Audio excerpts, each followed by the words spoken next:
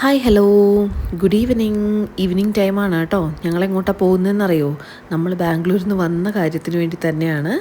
കാളവേല കൂടാൻ വേണ്ടി പോവാണ് കേട്ടോ. കാളവേല എന്ന് കേട്ടിട്ടുണ്ടോ നിങ്ങൾ? ഞങ്ങളുടെ തട്ടകത്തമ്മയുടെ ഉത്സവമാണ് കേട്ടോ. മുളയങ്കാവ് ശ്രീ ഭഗവതി ക്ഷേത്രത്തിലെ ഉത്സവമാണ്. ഞങ്ങൾ പോകുന്നത് അമ്മയുടെ വീട്ടിലാണ് കേട്ടോ. രതിശേട്ടൻ ഇപ്പം ഞങ്ങളുടെ കൂടെ വരുന്നില്ല, കാരണം രതിശേട്ടൻ്റെ തട്ടകം സെയിം തന്നെയാണ്, തട്ടകത്തമ്മയാണ്. അപ്പോൾ രതീഷേട്ടൻ ഫ്രണ്ട്സൊക്കെ ആയിട്ട് അവരുടെ നാട്ടിലെ കാളവേല കൂടാൻ വേണ്ടി പോയിരിക്കുകയാണ് കേട്ടോ. ഇതാ ഞങ്ങൾ വീട്ടിലെത്തി. ഞാൻ അങ്ങനെ എല്ലാ വീട്ടിലെ വിശേഷങ്ങളൊന്നും കാണിക്കുന്നില്ല. നമ്മളെ മെയിൻ എയിം കാളവേലയാണല്ലോ അല്ലേ. Dinner time.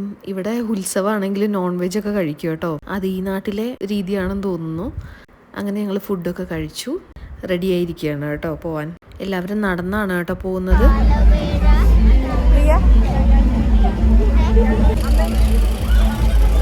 ഇതൊക്കെ എനിക്ക് രതീഷേട്ടൻ ഷൂട്ട് ചെയ്ത് എനിക്ക് സെൻഡ് ചെയ്ത് തന്നതാണ് കേട്ടോ. അവരുടെ നാട്ടിലെ പൂരം വിശേഷങ്ങൾ കണ്ട പേടിയൊന്നും.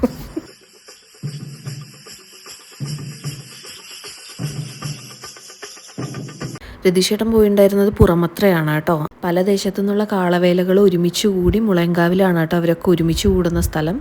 അതിനെയാണ് കാളവേല എന്ന് പറയുന്നത്.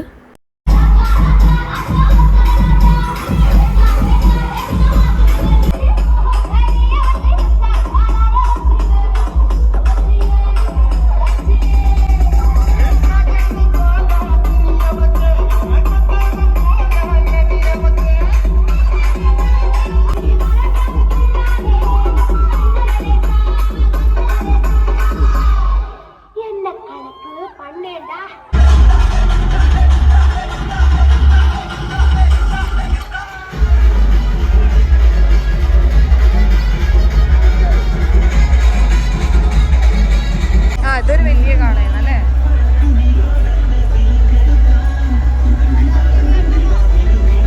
ചെവിയാട്ടുന്നത് ചെവിയാട്ടുന്ന കാളയാണ്. ഞങ്ങൾ അമ്പലത്തിൽ എത്തിയിട്ടില്ല കേട്ടോ. ഞങ്ങൾ ഇവിടുന്ന് കുറച്ച് കാഴ്ചകളൊക്കെ കണ്ട് കുറച്ച് കാളവേലകളൊക്കെ കണ്ടതിന് ശേഷം പതുക്കെ അതിൻ്റെ കൂടെ അങ്ങോട്ട് അമ്പലത്തിലേക്ക് നടക്കാം എന്നുള്ള പ്ലാനിലായിരുന്നു. ഒരുപാട് ദൂരം ഉണ്ട് കേട്ടോ. എന്താണ് ഉണ്ടായെന്ന് വെച്ചാൽ കുറച്ച് നേരം നടന്നപ്പോഴേക്കും അനുവിന് ക്ഷീണിച്ചു പോയി പാവം. ഞാൻ കുറച്ച് നേരം എടുത്തൊക്കെ നടന്നു കേട്ടോ. പക്ഷേ എടുത്ത് നടക്കേണ്ട പ്രായമല്ലല്ലോ. അവളെന്നോട് പറഞ്ഞു കേട്ടോ പാവം, എന്നാൽ ഞാൻ നടന്നോളാം എന്നൊക്കെ. പക്ഷേ കുഞ്ഞു കൊച്ചുങ്ങളല്ലേ, അപ്പോൾ അവരെ ഒരുപാട് കഷ്ടപ്പെടുത്തണ്ടെന്ന് വിചാരിച്ചിട്ട് ഞങ്ങളൊരു ഓട്ടോ വിളിച്ച് അതിൽ കയറിപ്പോയി കേട്ടോ. നല്ല തിരക്കാണ്. ഓട്ടോ കാറൊന്നും അങ്ങോട്ട് അധികം പോവില്ല. ഇതായിരിക്കും വലിയ കാള.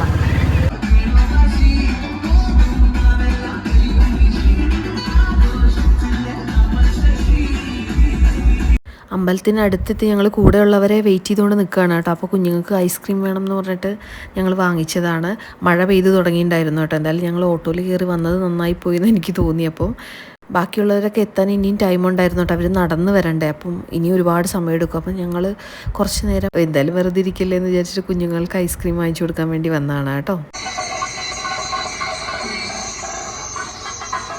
കൂടെയുള്ളവരെ വെയിറ്റ് ചെയ്ത് മഴ കനക്കാൻ തുടങ്ങിയപ്പോൾ ഞങ്ങൾ തന്നെ വിചാരിച്ചു കേട്ടോ എന്നാൽ അമ്പലത്തിൽ വന്ന് വെയിറ്റ് ചെയ്യാം എന്നുള്ളത്.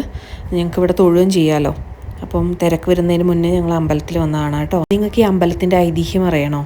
പുരാതന കാലത്ത് ഗ്രാമങ്ങൾക്ക് ഐശ്വര്യം സമൃദ്ധിയൊക്കെ ഉണ്ടാവാൻ വേണ്ടിയിട്ട് ആ ഗ്രാമത്തെ സംരക്ഷിച്ചു വന്നിരുന്ന ഭഗവതിക്ക് വേണ്ടിയിട്ട് കാളകളെ നന്നായി അലങ്കരിച്ച് ഘോഷയാത്ര നടത്തുവരുന്നത്ര കേട്ടോ.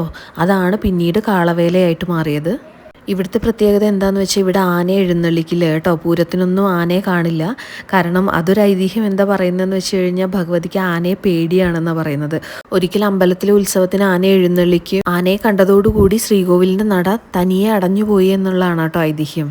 അതിനുശേഷം ആനകളെ ഉത്സവത്തിന് കൊണ്ടുവന്നിട്ടുമില്ല, പകരം കാളകളെ അലങ്കരിച്ച് ഇതുപോലെ കാളവേലയായിട്ട് നടത്തുകയാണ് കേട്ടോ ചെയ്യുന്നത്.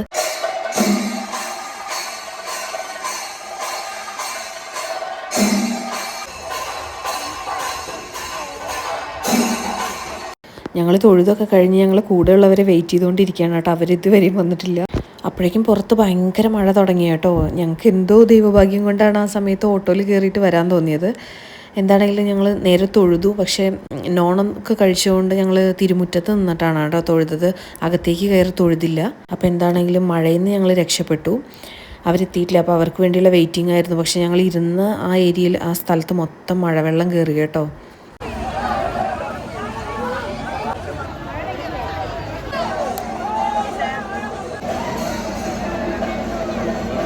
ഓരോ ദേശത്തിൻ്റെ കാളകളായിട്ട് അമ്പലത്തിലേക്ക് വന്നു തുടങ്ങി കേട്ടോ. അപ്പം ഞങ്ങൾ അതൊക്കെ കണ്ടു കഴിഞ്ഞിട്ട് പോകുന്നുള്ളൂ എന്നുള്ള പ്ലാനിൽ ഇവിടെ നിൽക്കുകയാണ്. കൂടെയുള്ളവരൊക്കെ എത്തി കേട്ടോ. എന്തായാലും 100 മുതൽ 150 കാളകളോളം പല ദേശത്തു നിന്നായിട്ട് ഇവിടെ വന്നിട്ട് കാളവേലയ്ക്ക് പങ്കെടുക്കുന്നതാണ് കേട്ടോ പറയുന്നത്.